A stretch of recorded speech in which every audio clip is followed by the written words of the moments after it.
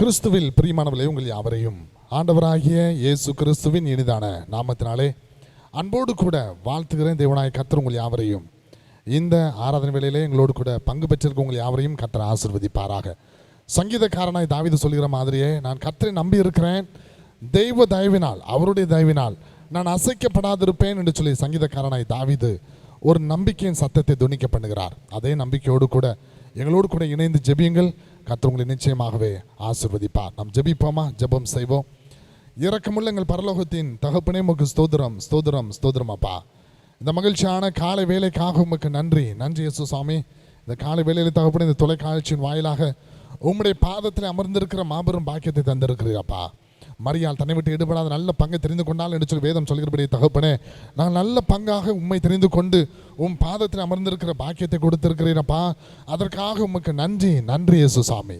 இந்த வேலையை என் ஆண்டவர் நீர் ஆசீர்வதித்து தந்துள்ள வேண்டும் என்று சொல்லி ஜெபிக்கிறேனப்பா. எல்லாவற்றும் திருக்கரத்தில் அர்ப்பணிக்கிறோம். கர்த்தனை முற்றிலுமாக நீர் பொறுப்பெடுத்துக் கொள்ளும். இயேசுவின் மூலமாய் ஜெபிக்கிறோம் எங்கள் ஜீவனுள்ள நல்ல பிதாவே, ஆமென். நாம் யாவரும் சேர்ந்து முடிந்தவர்கள் எழுந்திருந்து கீதங்களிலே 103வது பாடல், பாடல் எண் 103, தெய்வாவி மணவாசராய் வந்தனல் மூட்டுவீர் என்ற பாடல் 103, பாமாலை 139 பாடுவோம்.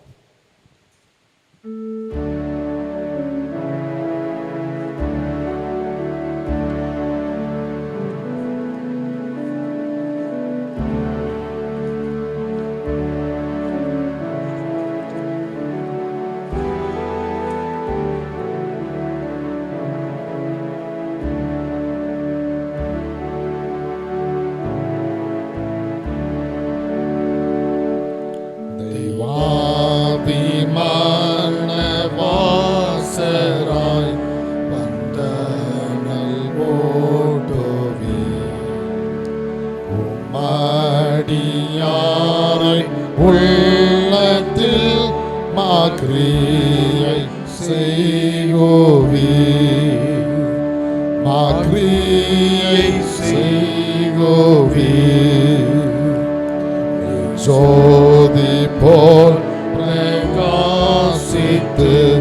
நீ பாந்த ஸ்திதியோ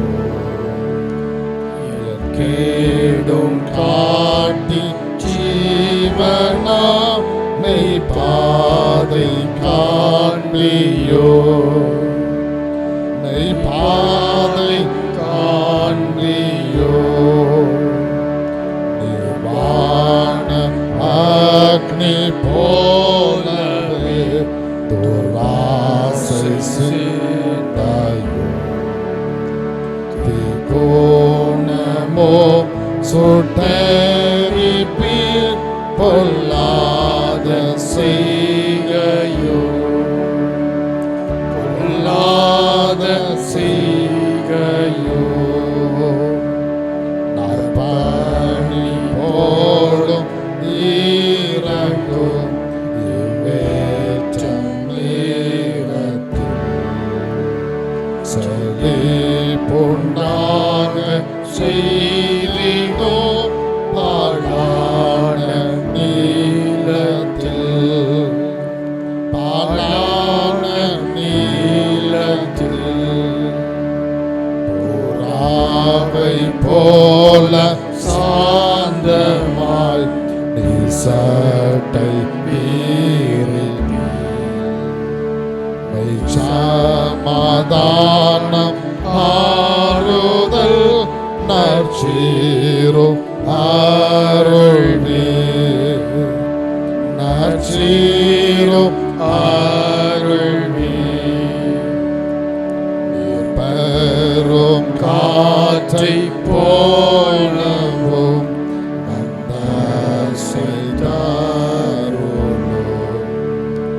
கல் நெஞ்சை மாற்றி பேரன்பை நன்கோணர செய்யோ, நன்கோணர செய்யோ.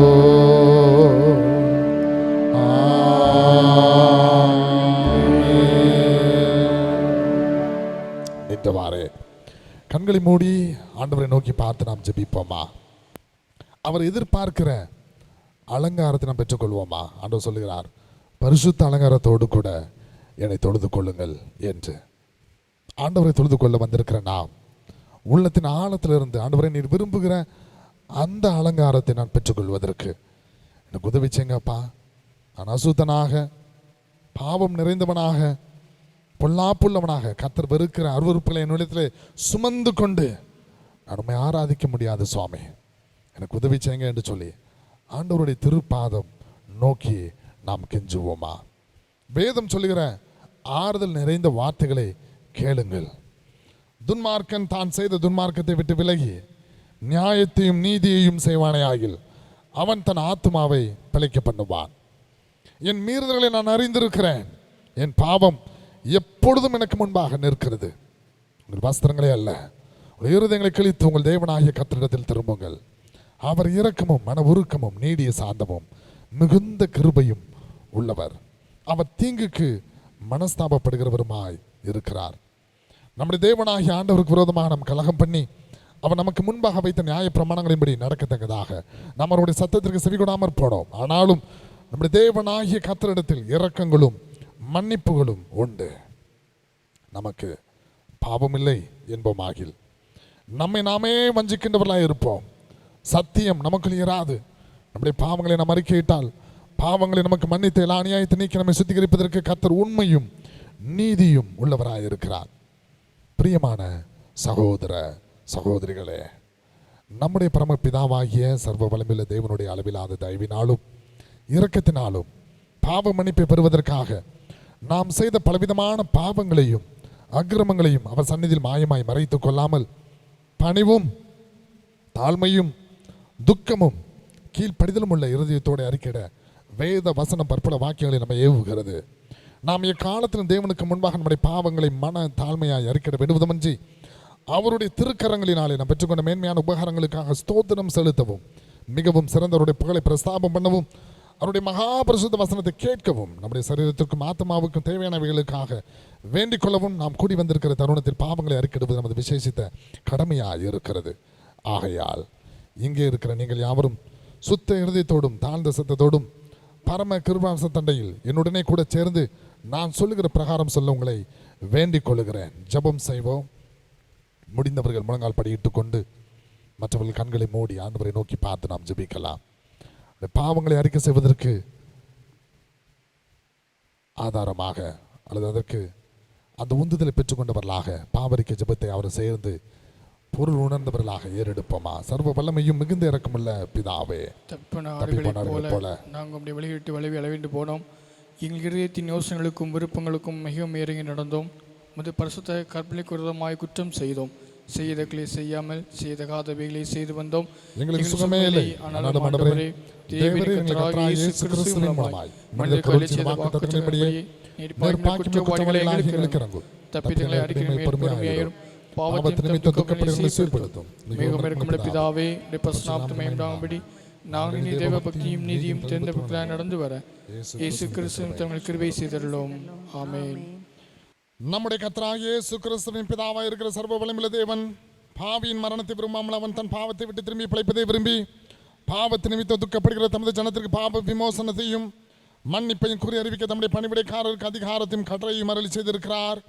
மெய்யாய் மனம் திரும்பி பரிசுத்த சுவிசேஷத்துமையாக விசுவாசிக்கிற யாவருக்கும் அவர் பாவங்களை மன்னித்து விமோசனம் செய்கிறார். ஆகையால் கடைசியில் அவருடைய நித்திய ஆனந்தத்தில் சேரத்தக்கதாய் இத்தருணத்தில் அவர் நாம் செய்கிறதுக்கு பிரியமாக இருக்கவும் இனி உயிரோடு இருக்கும் நாளெல்லாம் மாசில் நம்மளை பரிசுத்தமுள்ளவர்களாக நடக்கவும் அவர் நமக்கு மெய்யான மனம் திரும்புதலையும் நம்முடைய பரிசுத்தாமை அமளி செய்ய வேண்டும் என்று நம்முடைய கர்த்தராகிய இயேசு கிறிஸ்து மூலமாய் அவரை வேண்டிக் கொள்ள கடவோம். ஆமென். பரமண்டலங்களில் இருக்கிற எங்கள் பிதாவே, நாமம் பரிசுத்தப்படுவதாக, பரமண்டலத்தில் செய்யப்படுகிறது போல பூமியிலும் செய்யப்படுவதாக. அஞ்சல் அப்பதற்கு தாரும். எங்களுக்கு விரோதமாய் குற்றம் செய்கிறவர்களுக்கு நான் மன்னிக்கிறது போல எங்கள் குற்றங்களை எங்களுக்கு மன்னியும்.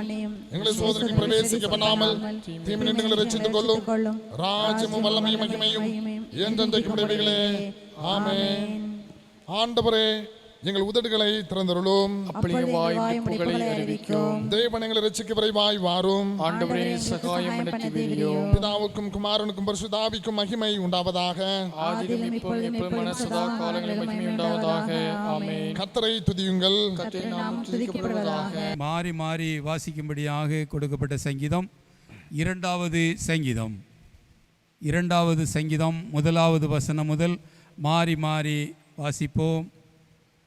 ஜாதிகள் கொந்தளித்து ஜனங்கள் விருதா காரியத்தை சிந்திப்பானேன். கர்த்தருக்கு விரோதமாகவும் அவர் அபிஷேகம் பண்ணினவருக்கு விரோதமாகவும் பூமியின் ராஜாக்கள் எழும்பி நின்று அதிகாரிகள் ஏகமாய் ஆலோசனை பண்ணி அவர்கள் கட்டுகளை அறுத்து அவர்கள் கயிறுகளை நம்மை விட்டு எரிந்து போடுவோம் என்கிறார்கள். பரலோகத்தில் வீற்றிருக்கிறவர் நகைப்பார், ஆண்டவர் அவர்களை இகழுவார்.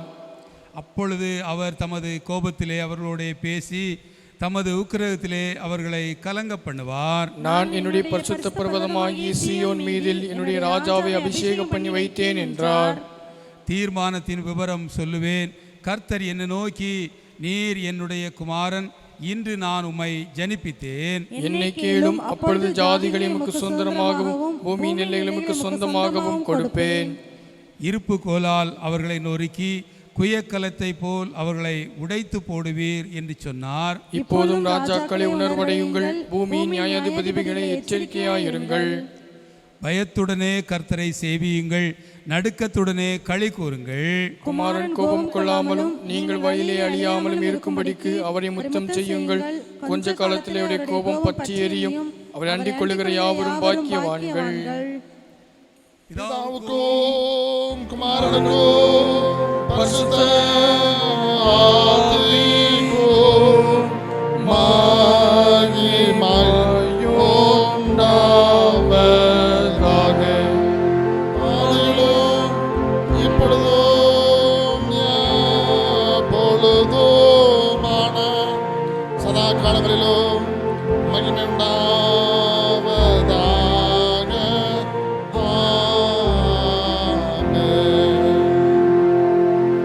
வாசிக்கும்படியாய் குறிக்கப்பட்ட வேத பாடம் தானியேல் தீர்க்கதரிசியின் புஸ்தகம் 6ஆம் அதிகாரம் 13ஆம் வசனம் முதல்.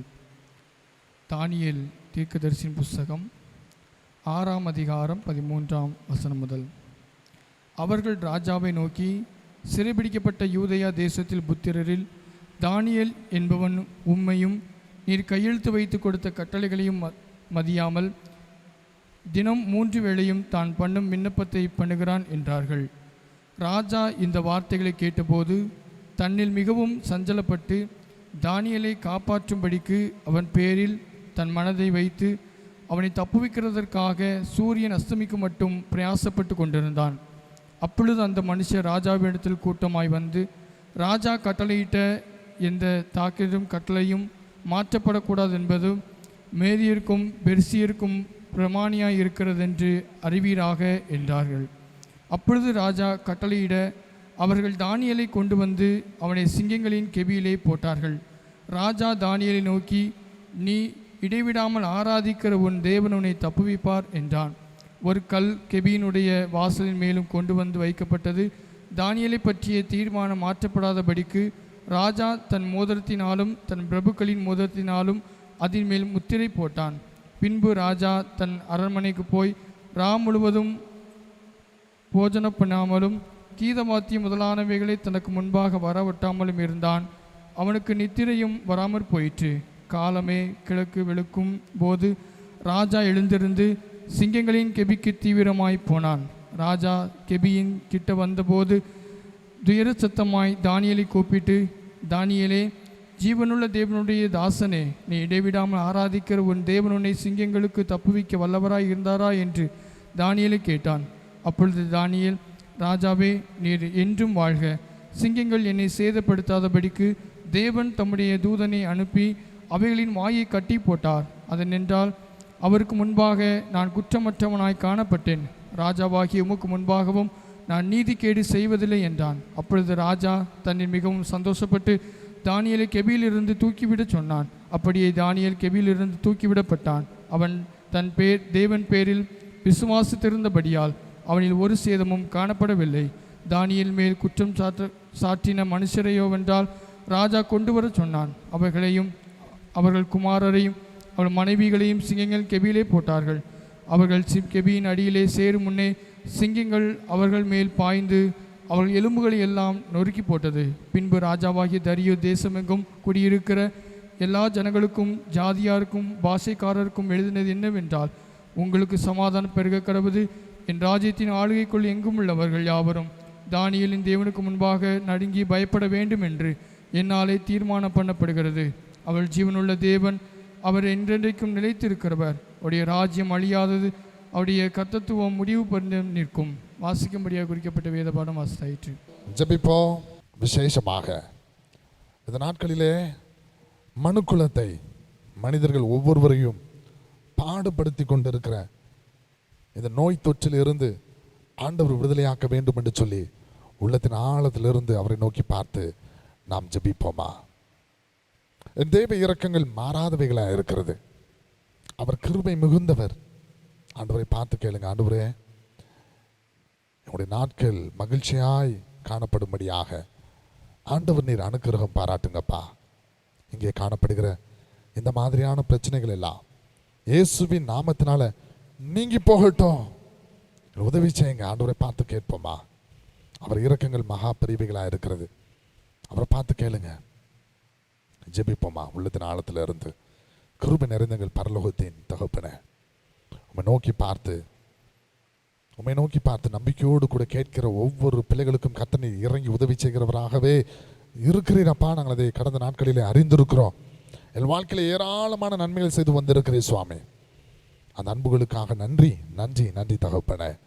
இப்போவும் தகப்பனே, நாங்கள் எதிர்கொண்டு இருக்கிற இந்த பிரச்சனையிலிருந்து ஒரு நல்ல விடுதலை கொடுத்து எதிர்பார்க்கிற மகிழ்ச்சியும் சந்தோஷத்தையும் சுமூகமான நாட்களையும் ஆண்டவர் நீர் கட்டளையிட்டவருள்ள வேண்டும் என்று சொல்லி ஜெபிக்கிறேனப்பா. மனாந்திரத்திலே தகப்பனே, சர்ப்பம் தீண்டி வேதனைக்குள்ளான பிள்ளைகள் யாவரோ தெய்வாதி தேவனை நோக்கி பார்க்கும் பொழுது அதற்கென்று சொல்லி நியமிக்கப்பட்ட அடையாளமாகிய அந்த வெண்கல அதை திரும்பி பார்க்கும் பொழுது அவர் எல்லாம் சுகமானாங்க சுவாமி. அதே மாதிரி தகப்பனே, உம்மை நோக்கி பார்க்கிற ஒவ்வொரு பிள்ளைகளும் விடுதலை ஆவதற்கு, சுகம் அடைவதற்கு உதவி செய்ய வேண்டும் என்று சொல்லி ஜெபிக்கிறேன். இயேசுவின் மூலமாய் ஜெபிக்கிறோம் எங்கள் ஜீவனுள்ள நல்ல பிதாவே, ஆமென். சமாதானத்திற்காக நாம் ஜெபிப்போம். தேசங்களுக்குள்ளே சமாதானம் வேண்டும், குடும்பங்களுக்குள்ளே சமாதானம் வேண்டும், நண்பர்களுக்குள்ளே சமாதானம் வேண்டும், திருச்சபைக்குள்ளே சமாதானம் வேண்டும், தனிப்பட்ட மனிதனுடைய வாழ்விலே சமாதானம் வேண்டும், திருப்தி நிறைந்த மகிழ்ச்சியான வாழ்க்கை வேண்டும். நாம் ஜெபிப்போமா? உள்ளத்தின் ஆழத்தில் இருந்து ஆண்டவரே, யார் இடத்துல போவோம்ப்பா? உம்மிடத்துல மாத்திரமே நாங்கள் நோக்கி பார்க்கிறோம். ஆண்டவர் இறங்கி நல்ல சமாதானத்தை உண்டு பண்ண வேண்டும் என்று சொல்லி நாம் ஜெபிப்போம். சமாதானத்திற்கு காரணரும் ஏக சிந்தை விரும்புகிறவருமாகி தேவனே, உம்மை அறிவது நித்திய ஜீவன், உம்மை செய்விப்பதை மேய்ச்சியாதினம். தேவரீரை தஞ்சமாக கொண்டிருக்கும் அடியாராகி நாங்கள் எந்த விரோதிகளுடைய வல்லமைக்கும் பயப்படாதிருக்கும்படியாக எங்கள் சத்துருக்கள் செய்கிற எல்லா பிரயத்தனங்களிலும் நின்று எங்கள் கர்த்தராகிய இயேசு கிறிஸ்துவின் வல்லமையினால் எங்களை காப்பாற்றி அருளோம். ஆமென். தேவ கிருபைக்காக ஜெபிப்போம். அவர் கிருபை அல்லாது இந்த பூமியில் ஒரு அடி எடுத்து வைத்து நடக்க முடியாது. தேவ கிருபை இந்நாள் மட்டும் நம்மை தாங்கி இருக்கிறது. இந்த கிருபையை ஆண்டவர் இன்னும் அதிகமாக கூட்டி தர வேண்டும். தனிப்பட்ட வாழ்க்கையில, குடும்பத்தில், தேசத்தில் அவர் கூட்டி தரணும், உலகத்தில் கூட்டி தரணும். நாம் ஜெபிப்போமா தேவ கிருபைக்காக. சர்வ வல்லமையுள்ள நித்திய தேவனே, இந்நாள் வரையும் எங்களை சுகமாய் நடத்தி வந்த எங்கள் பரமபிதாவாகிய கர்த்தாவே, இந்நாளிலும் மிகுந்த வல்லமையில் எங்களை காப்பாற்றி நாங்கள் யாதொரு பாவத்துக்கு உட்படாமலும் எவ்விதமான மோசத்திலும் அகப்படாமலும் இந்த பார்வைக்கு நீதியாக இருக்கிறது எப்பொழுதும் செய்கிறதற்கு நாங்கள் செய்கிற எல்லாவற்றையும் உம்முடைய ஆளுகையினாலே நடத்திவிட வேண்டும் என்று எங்கள் கர்த்தராகிய இயேசு கிறிஸ்துவின் மூலமாய் வேண்டிக் கொள்ளுகிறோம். ஆமென்.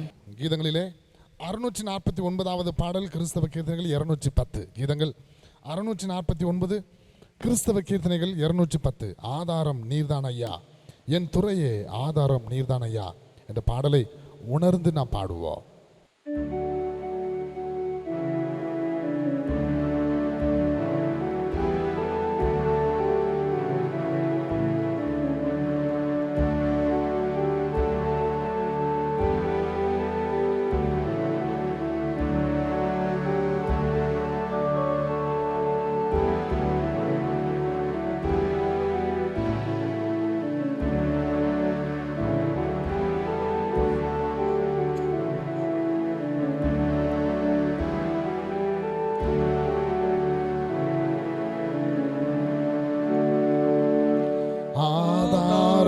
நீதான் ஐயா, என் துறையே ஆதாரம் நீதான் ஐயா. சூதாமுலையில் நான் தீதால் மயங்கையில், சூதாமுலையில் நான் தீதால் மயங்கையில் ஆதாரம் நீதான் ஐயா, என் துறையே ஆதாரம் நீதான் ஐயா. மாதா பிதாவனை தீதாய் மதிக்கையில், மாதா பிதாவனை தீதாய் மதிக்கையில் மற்றோர்க்கு பற்றேதையா. எளியன் மேல் மற்றோர்க்கு பற்றேதையா, எளியனுக்கு ஆதாரம் நீதான் ஐயா. நாம் துணையன நயந்தூரை சொன்னவர், நாம் துணையன நயந்தூரை சொன்னவர் நட்டாற்றில் விட்டாரையா. தண்ணியனை நட்டாற்றில் விட்டாரையா, தண்ணியனுக்கு ஆதாரம் நீதானையா.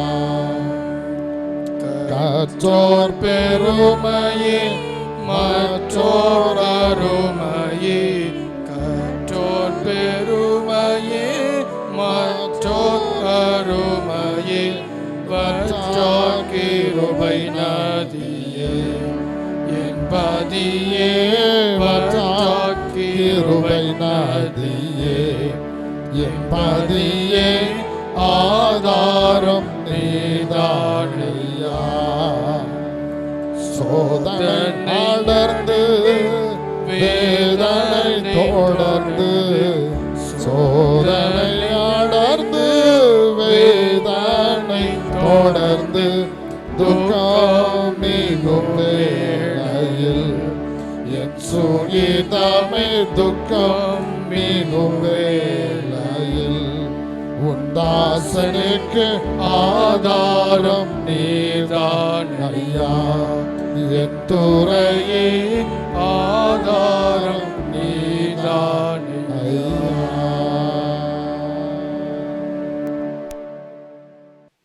நாம் ஜெபித்து கர்த்தருடைய வார்த்தைக்கு நேராக ஆயத்தப்படுவோம், ஜெபம் செய்வோம். கண்களை மூடி இருதயத்தின் ஆழத்திலிருந்து அன்பு நாதரை நோக்கி பார்த்தவர்களாக, ஆண்டவரே என்னோடு கூட இன்றைக்கு நீங்கள் பேசுங்கப்பா என்று சொல்லி நாம் ஜெபிப்போமா. உலகத்தின் தவிப்புகள், பாரங்கள், ஏமாற்றங்கள் எல்லாவற்றையும் மாற்றி ஒரு புதிய நம்பிக்கை, புது பலனை நாம் பெற்றுக்கொள்வதற்கு என் ஆண்டவர் நீர் எனக்கு உதவி செய்யுங்க என்று சொல்லி ஆண்டவருடைய முகத்தை நோக்கி பார்த்து நாம் ஜெபிப்போம்.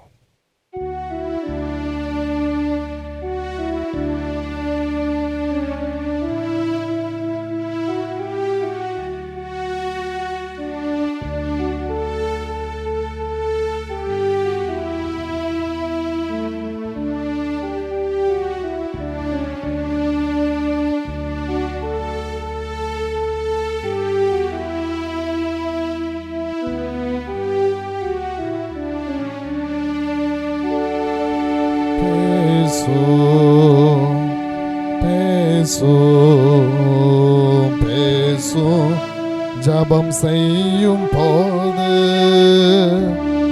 ஆண்டவா பிரியமானதை இப்போ காட்டுமடியேன் செய்கிறேன். ஆண்டவா பிரியமானதை இப்போ காட்டுமடியேன் செய்கிறேன். கிருபை நிறைந்த எங்கள் பரலோகத்தின் தகப்பனே, உமக்கு ஸ்தோத்திரம் ஸ்தோத்திரம் ஸ்தோத்திரம் ஸ்தோத்திரம் அப்பா. வாக்குக்கு கீழ்ப்படுகிறதே என்னுடைய வாழ்க்கையினுடைய பிரதான நோக்கமாக எங்களை அர்ப்பணித்திருக்கிறோம் சுவாமி. அர்ப்பணித்து தகப்பனே, இந்த வேளையிலே உம்முடைய வார்த்தையை கேட்கும்படியாக ஆயத்தப்பட்டு காத்திருக்கிற ஒவ்வொரு பிள்ளைகளையும் உடைய அன்பு கரத்திலே அர்ப்பணிக்கிறேனப்பா. கர்த்தர் முற்றிலுமாக யாவரையும் நீர் பொறுப்பெடுத்து ஆசீர்வதிக்க வேண்டும் என்று சொல்லி ஜெபிக்கிறேன். இயேசுவின் மூலமாய் ஜெபிக்கிறோம் எங்கள் ஜீவனுள்ள நல்ல பிதாவே, ஆமென்.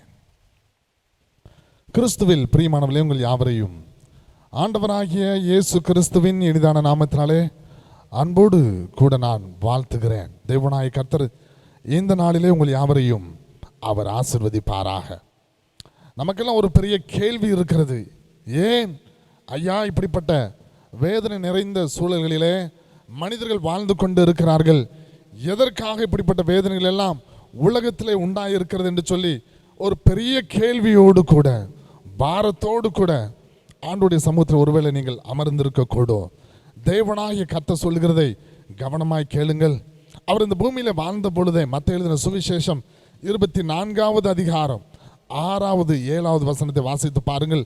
அது இவ்விதமாக சொல்லுகிறது. வாசியுங்கள். மத்தேயு 24வது அதிகாரம் 6வது 7வது வசனங்கள். யுத்தங்களின் செய்திகளையும் கேள்விப்படுவீர்கள். கலங்காதபடிக்கு எச்சரிக்கையாயிருங்கள். இவைகள் எல்லாம் சம்பவிக்க வேண்டியதே. ஆனாலும் முடிவு உடனே வராது. அடுத்த வசனத்தை வாசித்து பாருங்க. ஜனத்துக்கு விரோதமாய் ஜனமும் ராஜ்யத்துக்கு விரோதமாய் ராஜ்யமும் பஞ்சங்களும் கொள்ளை நோய்களும் உண்டாயிருக்கும். பூமி எதிர்ச்சிகளும் பல இடங்களில் உண்டாயிருக்கும். இவைகள் எல்லாம் வேதனைகளுக்கு ஆரம்பமாயிருக்கிறது என்று வேதம் சொல்லுகிறது. என்றால் இந்த பிரச்சனைகளுக்கு, இந்த போராட்டங்களுக்கு, இன்றைக்கு நாம் பார்க்கிற இந்த கொரோனா கிருமிக்கு ஒரு முடிவு உண்டு. நிச்சயமாகவே கர்த்தர் ஒரு முடிவை உண்டு பண்ணுகிறவராக இருக்கிறார். முடிவு உடனே வராது. இவைகளெல்லாம் ஆரம்பமாக இருக்கிறது. ஆனால் நீங்கள் விழித்துக் கொள்ள வேண்டியது அவசியமான ஒன்று. உலகம் ஒருவேளை இதுவரைக்கும் சாதாரணமாக நினைத்து கொண்டு சாதாரணமாக வாழ்ந்து கொண்டு இருக்கக்கூடும். ஆனால் தேவனுடைய பிள்ளைகளுக்கு தேவன் சகலவற்றையும் அவர் தெளிவாக கற்றுக் கொடுத்திருக்கிறார். நாம் விழித்துக் கொள்ள வேண்டியது அவசியம். ஒருவேளை இதுவரைக்கும் நம்ம சும்மா இருந்திருப்போம் அப்படின்னா, இன்றைக்கு முழங்கால் போட்டு ஆண்டவர் இடத்துல, ஆண்டவரே நான் என்னை உமக்கு அர்ப்பணிக்கிறேன் அப்பா, நீர் என்னை பொறுப்பெடுத்துக் கொள்ளும். நான் இனி ஏனோ தானோ என்று சொல்லி வாழப்போவதில்லை. இனி நான் சும்மா இருந்து விட போவதில்லை. எனக்கு நீங்க என் கரத்தை பிடித்து வழிநடத்தி வாரும் என்று சொல்லி அவருக்கு உங்களை அர்ப்பணிக்க வேண்டும் என்று சொல்லி தேவன் எச்சரிக்கையாக இந்த காரியங்களை நம்மோடு கூட அவர் பேசியிருக்கிறார். ஆகவே இந்த கொரோனாவை குறித்தோ, உலகத்தில் ஏற்பட்ட நெருக்கடிகளை குறித்தோ, பிரச்சனைகள், பொருளாதார பிரச்சனைகளை குறித்தோ நீங்கள் கலங்க வேண்டிய அவசியம் இல்லை.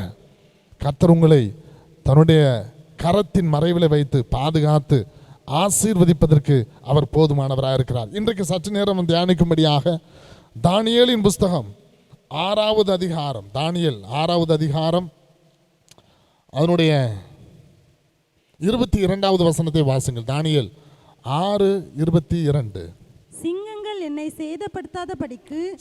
என்னை சேதப்படுத்தாதபடிக்கு தேவன் தம்முடைய தூதனை அனுப்பி அவைகளின் வாயை கட்டி போட்டார். அது ஏன் என்றால் அவருக்கு முன்பாக நான் குற்றமற்றவனாக காணப்பட்டேன். ராஜாவாகிய உமக்கு முன்பாகவும் நான் நீதிகேடு செய்ததில்லை. இங்கே தானியேல் ராஜாவின் இடத்துல தன்னை நோக்கி கேட்க வந்த ராஜாவின் இடத்துல அவன் பேசுற 20வது வசனத்தை வாசித்து பாருங்க. ராஜா கெபியின் கிட்ட வந்து துயர சப்தமாய், ஐயோ பெரிய ஆபத்திலே சிக்கி கொண்டு இருந்தாயே தானியேலே, நீ பாதுகாக்கப்பட்டு இருந்தாயா, நீ தப்புவிக்கப்பட்டு இருக்கிறாயா என்று ஒரு பெரிய அங்கலாய்ப்போடு கூட ராஜா ஒரு கேள்வி கேட்கிறான். அந்த கேள்விக்கு பதிலாகத்தான் தானியேல் இந்த காரியங்களை பேசுகிறார். அங்கே ஏற்பட்ட பிரச்சனை என்ன என்பது நம் அனைவருக்கும் நன்றாக தெரியும். சிங்கங்களின் கெபியிலே தானியேல் போடப்பட்டிருக்க, சிங்கங்களின் கெபியிலே தானியேல் போடப்பட்டிருக்கிறார். நிறைய சிங்கங்கள், ஒரு சிங்கம் 2 சிங்கம்லாம் கிடையாது, ஏகப்பட்ட சிங்கங்கள் அங்கே இருந்தது. அந்த சிங்கங்கள் நிறைந்திருந்த கெபியிலே தானியேலை தூக்கி எறிந்திருக்கிறார்கள், போட்டு இருக்கிறார்கள். ஆனால் கொரோனா என்று சொல்லி அது ஒரு மாபெரும் பிரச்சனையாக நினைத்து நம்ம இருதயங்கள் எல்லாம் சோர்ந்து போய் வேதனை அடைந்த சூழ்நிலையில், ஐயா யார் எங்களை காப்பாற்றக்கூடும், எப்படி நாங்கள் தப்புவிக்கப்பட முடியும் என்று சொல்லி மிகுந்த வேதனையோடு கூட நாம் காணப்படக்கூடும். ஆண்டவர் சொல்றாரு, இல்லை மகனே, நான் உன்னோடு கூட இருப்பேன் அப்படின்னா எப்படி தானியேலை நான் பாதுகாத்தேனோ, எப்படி தானியேலோடு கூட இருந்து நான் அவனை நடத்தினேனோ, அதே மாதிரி உன்னையும் நான் தப்புவித்து காத்து வழிநடத்துவதற்கு என்னால் முடியும் என்று சொல்லி ஆண்டவர் திரும்பவுமாக நமக்கு நினைப்பூட்டுகிறார். எனக்கு அன்பான தேவஜனமே, என்ன பிரச்சனை எனக்கு ஏற்பட்டது பாருங்கள், கவனித்து பாருங்கள். தாவீது ஒன்றும் பாபிலோன் தேசத்திலே பிறந்து வளர்ந்த பாபிலோனின் பிரஜை கிடையாது. அவன் யூதேயா தேசத்திலே வாழ்ந்து கொண்டு இருந்த ஒரு மனுஷன்.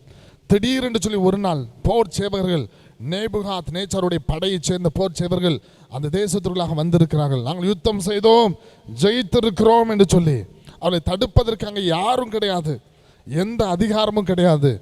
அப்படியே அந்த ஊருக்குள்ள வந்து எல்லா ஜனங்களையும் சிறை கைதில் பிடித்து கொண்டு போகிறாங்க. அவ பார்க்குறாங்க, இங்கே தானியேல் என்று சொல்லி ஒரு வாலிபன் அவனும் இருந்து கொண்டு இருக்கிறான் அந்த யூதேயா தேசத்தில். அவனையும் பிடித்து கொண்டு சிறை கைதியாக மாற்றிக்கொண்டு தூக்கி கொண்டு போகிறார்கள். தானியேல் கதறி இருக்கக்கூடும், ஐயோ என்னை விட்டுருங்க, என்னை விட்டுருங்க, நான் என் வீட்டிற்கு போகட்டும். கேட்டிருப்பா, தன் சகோதரனை பார்த்து கத்திருப்பா, அண்ணா காப்பாற்று, கத்தி இருப்பான். இவர் பிடித்து இழுத்து கொண்டு கைதியாக இந்த தானியேலை கொண்டு போய் பாபிலோன் தேசத்தில் கொண்டு போய் விட்டுருக்கிறாங்க. பாபிலோன் தேசத்துக்கு கொண்டு போய் விட்டதுக்கு பிற்பாடு அவனுடைய பெயர் மாற்றப்படுகிறது. முதல் காரியம், அவன் படித்திருந்த படிப்பு எழுத்துக்கள் எல்லாம் மாற்றப்படுகிறது. எல்லாவற்றையும் மாற்றி தன் அட்ரஸையே, தன் முகவரியை அவன் மறந்து போனவனாக அவனை போக செய்து அடிமைப்படுத்தி வைத்திருக்கிறார்கள். இந்த தானியேலுடைய வாழ்க்கையிலே தான் இது நடைபெறுகிறது. தானியேலுக்குள்ளே ஒரு விசேஷித்த ஆவி இருந்ததா?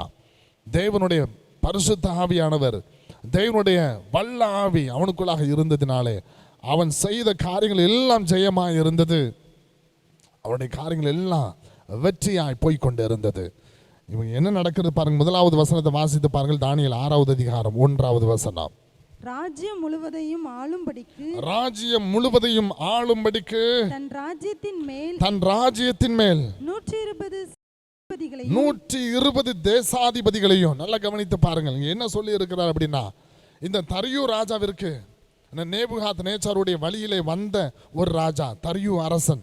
நேபுகாத் நேச்சாருடைய டைனாசிட்டி கிடையாது, அவனுடைய பாரம்பரியத்தில் வந்தவன் கிடையாது, அவனுடைய என்ன சொல்லுகிறது, அவனுடைய வழித்தோன்றல் கிடையாது. ஆனால் ஜெயித்து வென்று, நீங்கள் அந்த 5வது அதிகாரம் 31வது வசனத்தை நீங்கள் வாசி பார்த்தீங்கன்னா தெரியும். மேதினாய் தரியு தன் 62ஆம் வயதில் ராஜ்யத்தை கட்டி கொண்டான் அப்படி சொல்லி இருக்கோம்.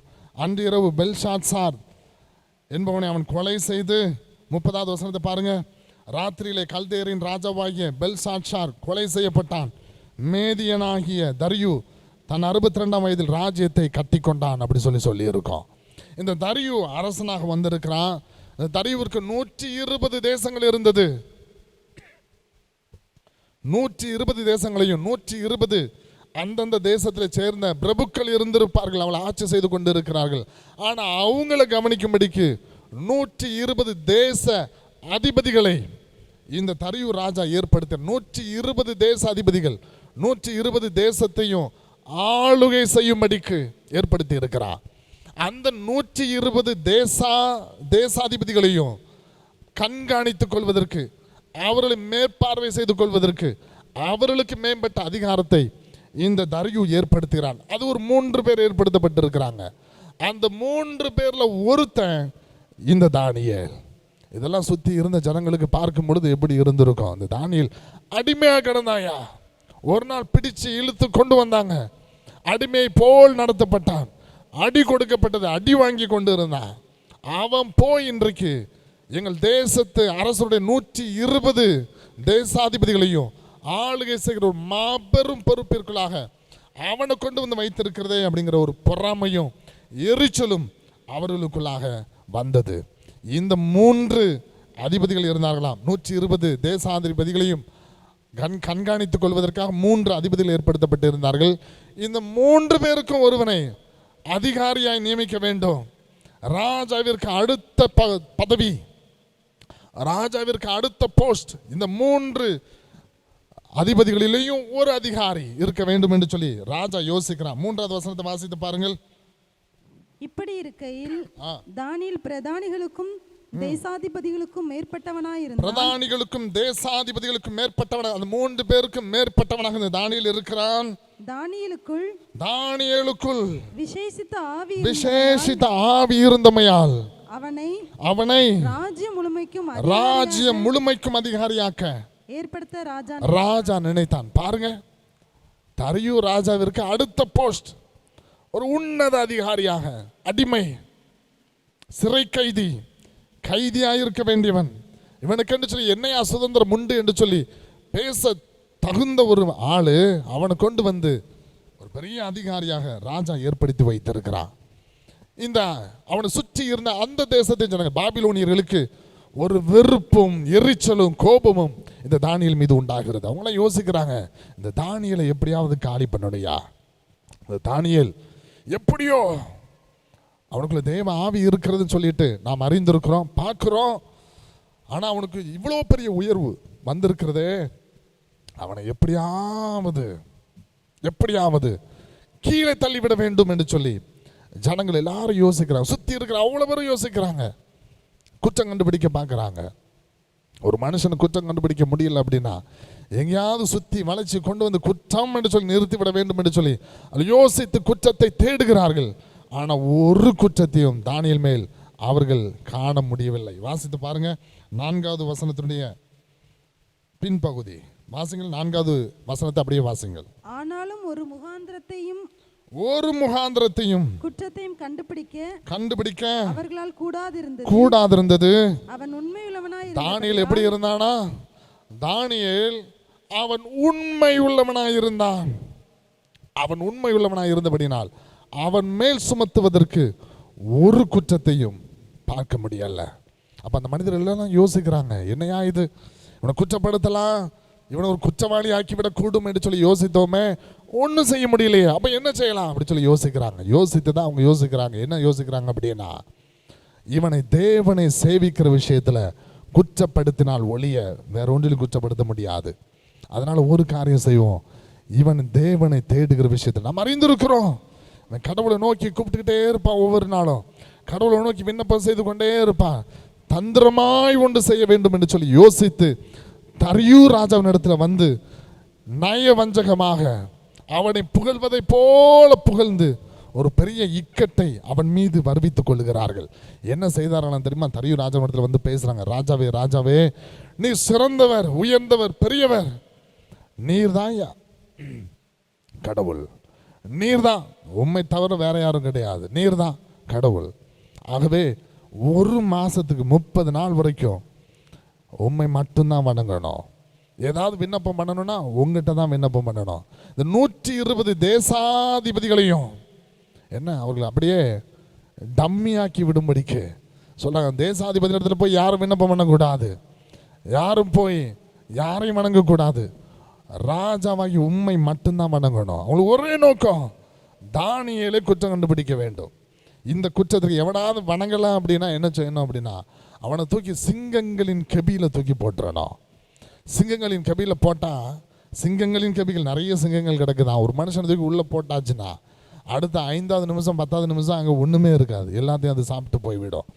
அது மாதிரி ஒரு பெரிய குற்றம், கொலை குற்றமாக அதை நீங்கள் கையெழுத்து போடணும் அப்படி சொல்லி ராஜாவின் இடத்துல வந்து அவங்க அப்படியே ஐஸ் வச்சு பேசுகிறாங்க. ராஜாவும் அப்படியே ஏமாந்து போகிறான். ஏமாந்து போய் அந்த பத்திரத்திற்கு கையெழுத்து வைத்து இது அப்படித்தான் என்று சொல்லி உறுதியான தாக்கீது ஏற்படுத்தப்படுகிறது. ராஜா அந்த 3 பிரதானிகளில் ஒருவன், தானியேல் அந்த 3 பிரதானிகளில் ஒருவன். அந்த 3 பிரதானிகளிலும் உன்னதமானவன் இந்த தானியேல். அவனும் நான் நினைக்கிறேன் இந்த தாக்கீதுக்கு கையெழுத்து வைக்கப்படும் பொழுது பக்கத்திலே உட்கார்ந்து பார்க்குறான். உனக்கு எல்லாம் தெரியும், தாக்கீதுக்கு கையெழுத்து வச்சிருக்குது, வேற யாரையும் வணங்கக்கூடாது, 30 நாள் வரைக்கும் ராஜாவை மட்டும்தான் வணங்கணும் என்ற சூழ்நிலை உண்டாயிருக்கிறது. ஆனால் தானியேல் என்ன செய்தானு தெரியுமா? அவன் தான் முன்னாடி செய்து வந்த மாதிரியே தினம் 3 வேளையும் ஒரு நேரம் கூட குறைச்சிக்கிட்டல.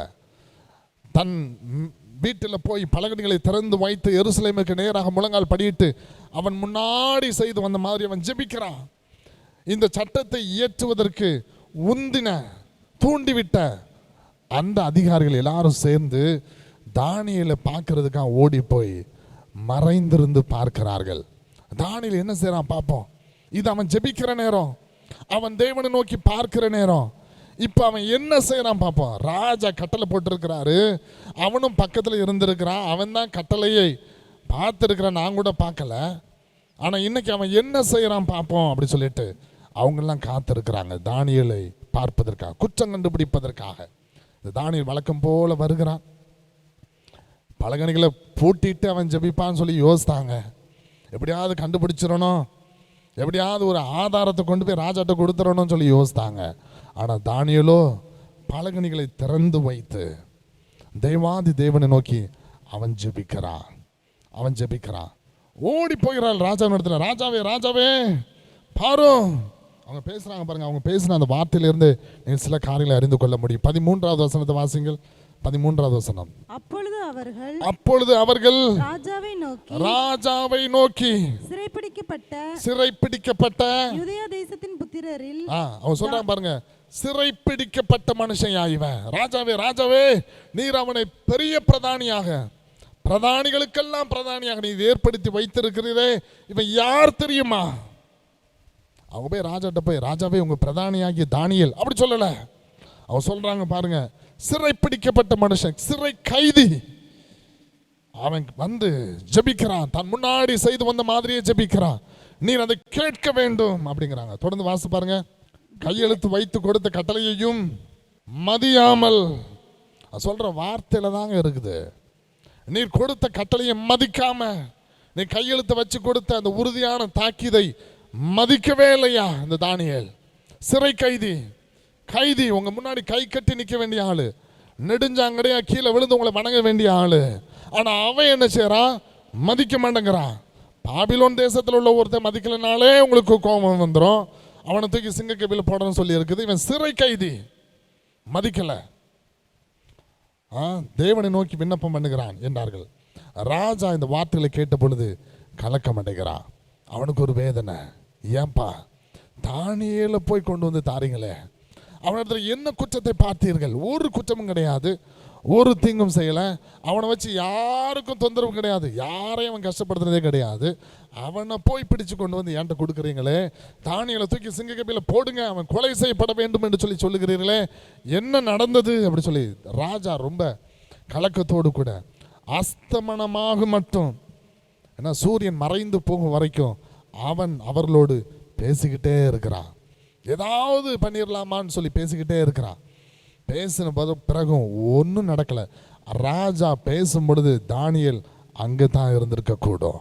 ஏன்னா அவன் பிரதானிகளுக்கெல்லாம் பிரதானி, அங்கே தான் இருந்திருக்க கூடும். ராஜா பேசுறாரு, மறுபடி இவங்க பேசிக்கிட்டே இருக்கிறாங்க. கடைசியாக வாசி பாருங்க 15வது வசனம். அப்பொழுது அந்த மனுஷர் ராஜாவினிடத்தில் கூட்டமாய் வந்து ராஜா கட்டளையிட்ட எந்த தாக்கித்தும் கட்டளையும் மாற்றப்படக்கூடாது என்பது மேதியருக்கும் பெர்சியருக்கும் பிரமாணமாய் இருக்கிறது என்று அறிவீராக. உங்களுக்கே தெரியணும், இதுல எல்லாம் நீங்க பேசக்கூடாது. நீங்க என்னமோ யாருக்காக, ஒரு சிறை கைதிக்காக நீங்க பரிந்து பேசி இவ்வளோ நேரம் பேசிட்டு இருக்கிறீங்களே, பேசக்கூடாது. இது உங்களுக்கே தெரிஞ்சிருக்கணும். சொன்னதுதான், வச்சதுதான், கட்டளை கொடுத்ததுதான். அதை எப்படி மாற்றலாம்?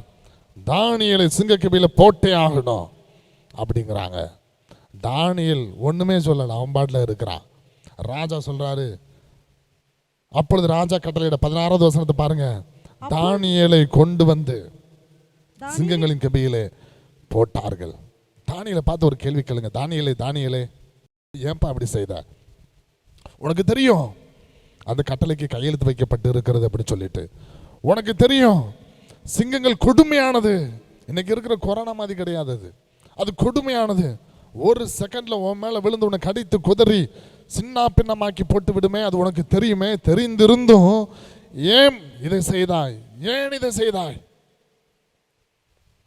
அப்படி சொல்லி தானியேலை பார்த்து ஒரு கேள்வி கேட்டு பாருங்க. தானியேல் சொல்வான், சிங்கங்கள் கடித்து குதறினாலும் பரவாயில்லை, என் ஜீவன் போனாலும் பரவாயில்லை, என் எலும்புகள் நொறுக்கப்பட்டு போனாலும் பரவாயில்லை, நான் என் ஆண்டவரை நேசிக்கிறேன், அவரை நான் விட மாட்டேன்.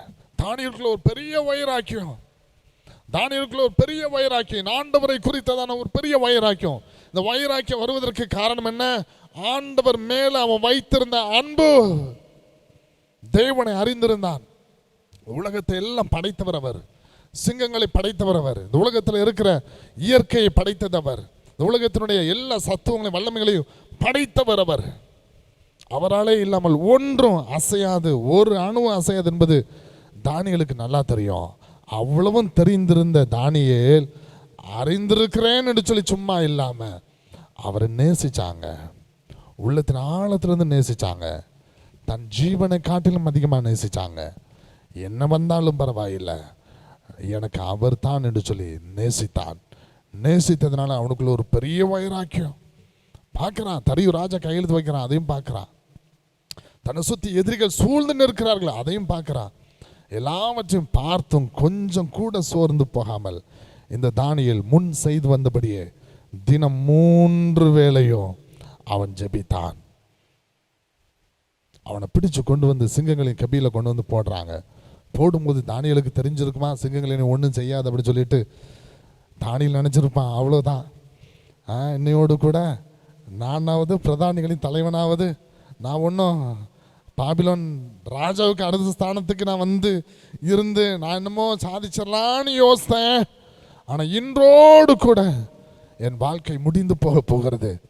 நான் கடைசி விளிம்பில் நிற்கிறேன், யார் எனக்கு உதவி செய்யக்கூடும் அப்படி சொல்லி கொஞ்சம் கூட அங்கலாய்க்காம, எது நடந்தாலும் பரவாயில்லையா, என்ன வந்தாலும் பரவாயில்லை, என் ஆண்டவர் மீது நான் வைத்திருக்கிற வைராக்கியத்தை, அந்த அன்பை மாத்திரம் மாற்றவே முடியாது என்று சொல்லி தானியேல் தைரியமாக தூக்கி சிங்க கபிக்குள்ள அவனை போட்டு அடைச்சிட்டு வந்தாச்சு.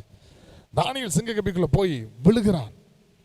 விழுந்த உடனே சிங்கங்கள் ஒருவேளை வேகமாய் ஓடி வந்திருக்கோம். தானியேல் பயந்து என்ன ஓடி இருப்பான்னு நினைக்கிறேன்.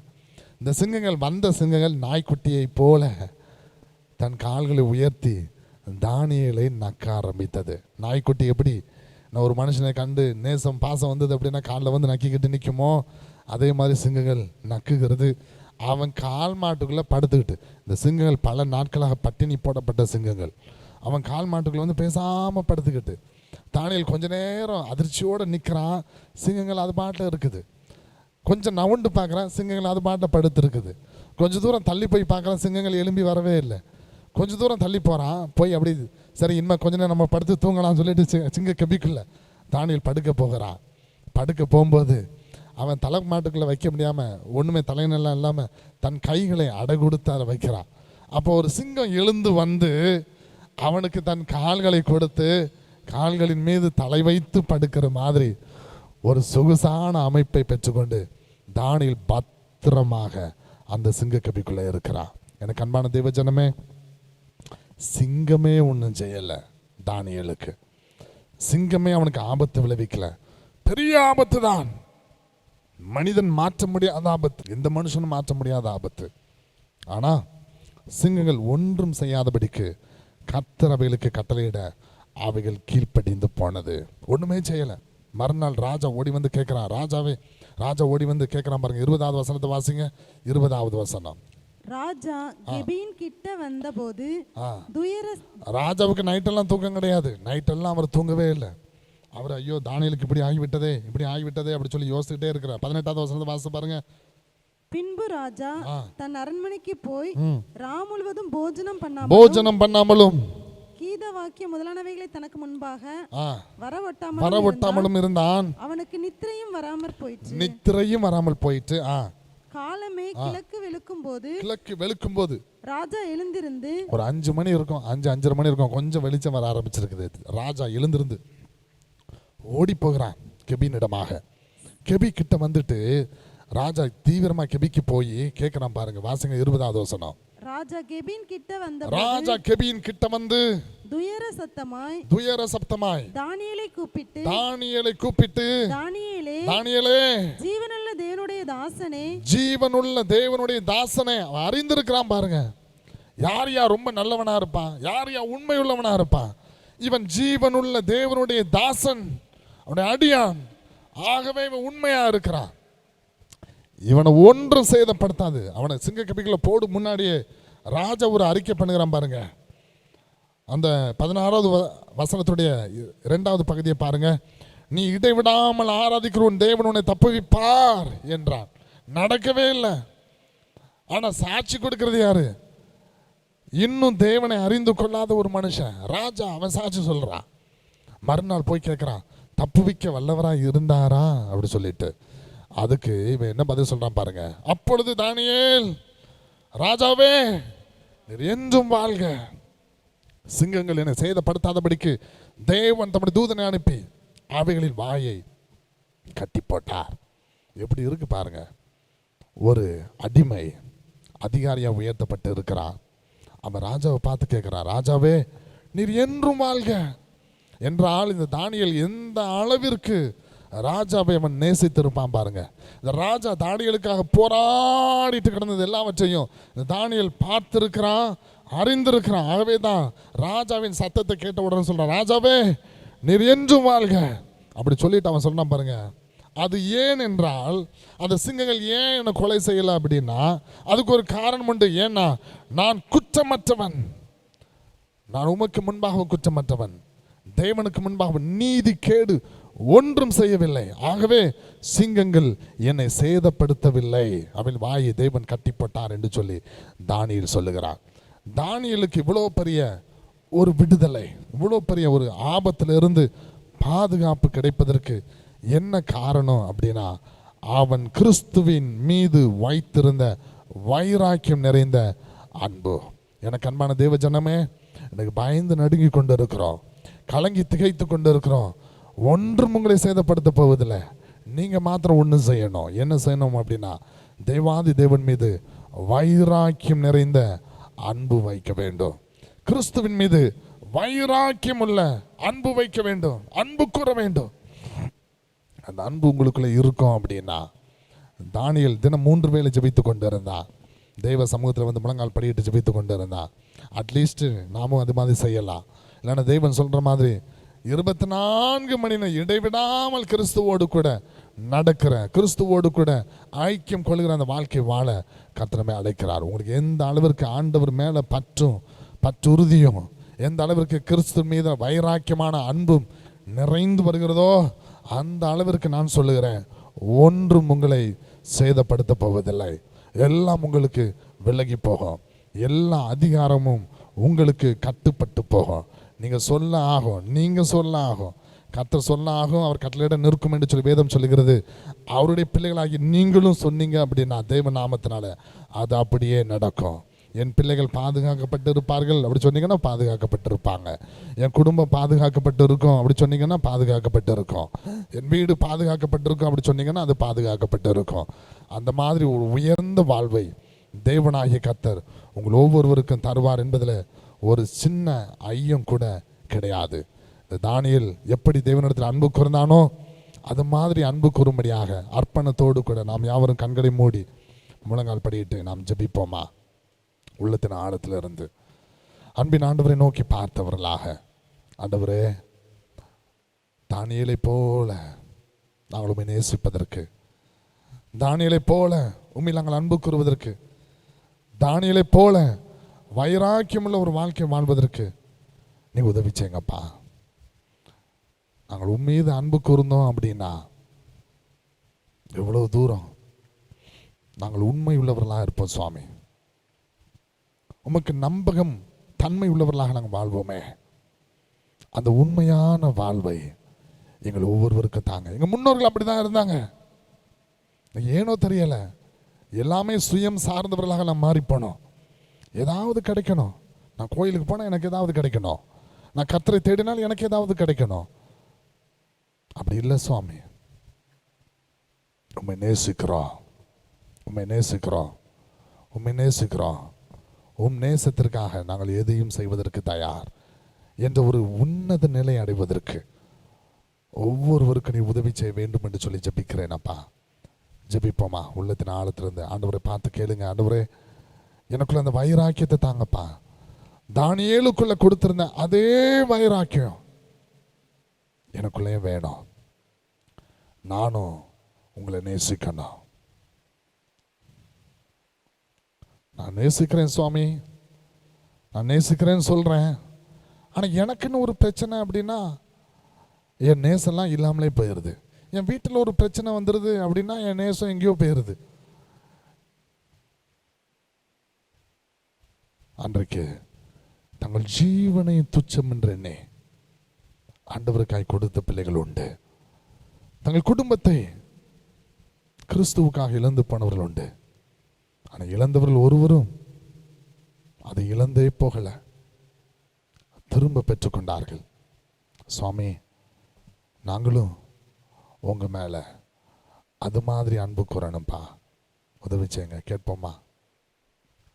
வாழ்நாளெல்லாம் ஜீவதேவா உம்மையே நான் முன்வைக்கணும். ஓஹோ, வாழ்நாளெல்லாம் ஜீவதேவா உம்மையே நான் முன்வைக்கணும். ஏன் நான் படைக்கப்பட்டேன் தேவா, உமக்காய் வாழத்தானே. ஏன் நான் படைக்கப்பட்டேன் தேவா, உமக்காய் வாழத்தானே. நான் உமக்காய் வாழத்தானே. யாவர் உள்ளத்தின் ஆழத்தில் சொல்லுவோமா? ஏன் நான் படைக்கப்பட்டேன் தேவா, உமக்காய் வாழத்தானே. திரும்ப ஒரு விஷயம் சொல்லுவோமா? ஏன் நான் படைக்கப்பட்டேன் தேவா, உமக்காய் வாழத்தானே. நான் உமக்காய் வாழத்தானே.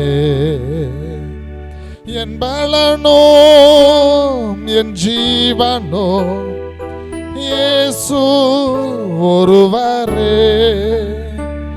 என் கோட்டையும் என் அரணோ இயேசு ஒருவரே. என் பலனோ என் ஜீவனோ இயேசு ஒருவரே. என் கோட்டையும் என் அரணோ இயேசு ஒருவரே. ஜெபிப்போமா? கிருபை நிறைந்த எங்கள் பரலோகத்தின் தகப்பனே, உமக்கு ஸ்தோத்திரம் ஸ்தோத்திரம் ஸ்தோத்திரம் ஸ்தோத்திரம். அப்பா, நீ நல்லவரும் வல்லவரும் போதுமானவருமாய் இருக்கிறீர் சுவாமி.